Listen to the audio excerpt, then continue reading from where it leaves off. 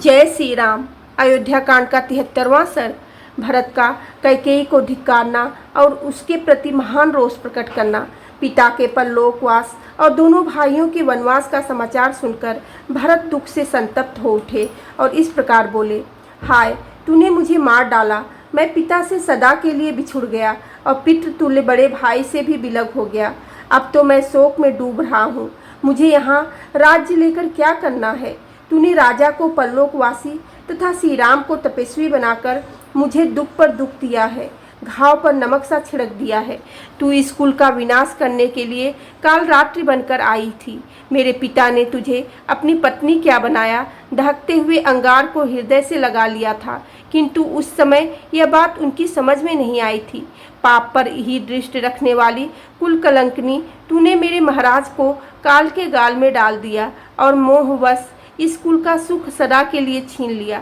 तुझे पाकर मेरे सत्य प्रतिज्ञ महायशस्वी पिता महाराज दशरथ इन दिनों दुसह दुख से संतप्त होकर प्राण त्यागने को विवश हुए हैं।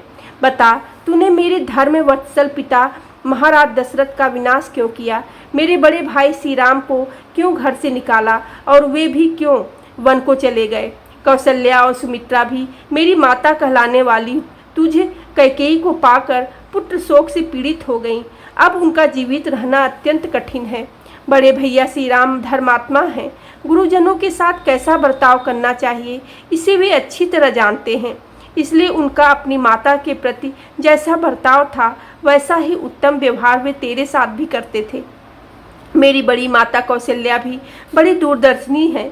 वे धर्म का ही आश्रय लेकर तेरे साथ बहन का सा बर्ताव करती हैं।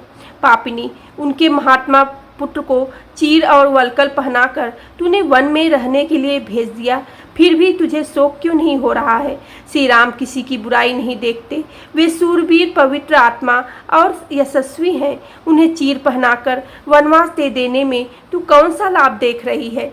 तू लोभिन है, मैं समझता हूँ, इसलिए तुझे यह पता नहीं है कि मेरा श्री रामचंद्र जी के प्रति कैसा भाव है।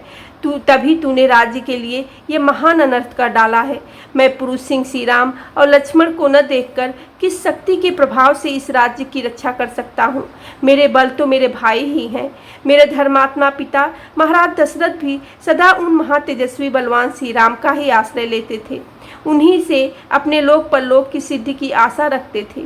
ठीक उसी तरह जैसे मेरु पर्वत अपनी रक्षा के लिए अपने ऊपर उत्पन्न हुए गहन वन का ही आश्रय लेता है। यदि वह दुर्गम वन से घिरा हुआ न हो तो दूसरे लोग निश्चय ही उस पर आक्रमण कर सकते हैं। यह राज्य का भार जिसे किसी महाधनुर्धर ने धारण किया था, मैं कैसे किस बल के से धारण कर सकता हूँ? जैसे कोई छोटा सा बछड़ा बड़े बड़े बैलों द्वारा ढोए जाने योग्य महान भार को नहीं खींच सकता, उसी प्रकार यह राज्य का महान भार मेरे लिए असहाय है।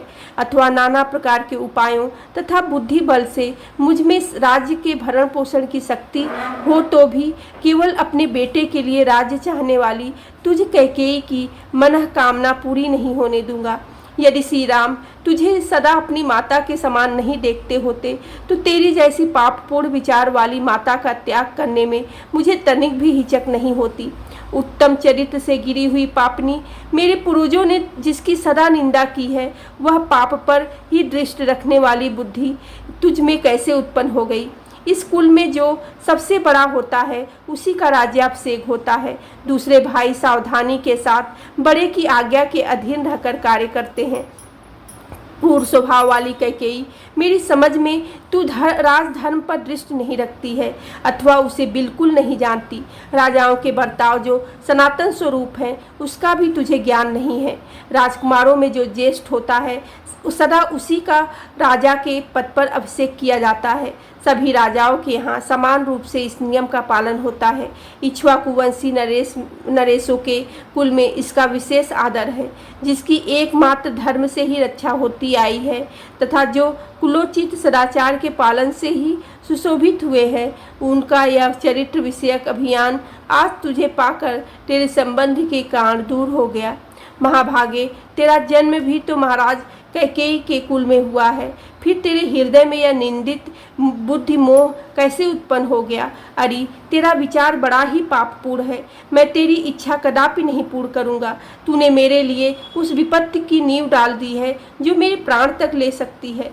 यह ले, मैं अभी तेरा अप्रिय करने के लिए तुल गया हूँ। मैं वन से निष्पाप भ्राता श्री राम को, जो स्वजनों के प्रिय हैं, लौटा लाऊंगा। श्री राम को लौटा लाकर उद्दीप्त तेज वाले उन्हीं महापुरुष का दास बनकर यशोचित से जीवन व्यतीत करूंगा। ऐसा कहकर महात्मा भरत शोक से पीड़ित हो पुनः जली कटी बातों से कैकेयी को व्यथित करते हुए उसे जोर जोर से फटकारने लगे, मानो मंदराचल की गुहा में बैठा हुआ हंस सिंह गरज रहा हो। बोलो सियावेरे रामचंद्र की जय, पवन सुत हनुमान की जय।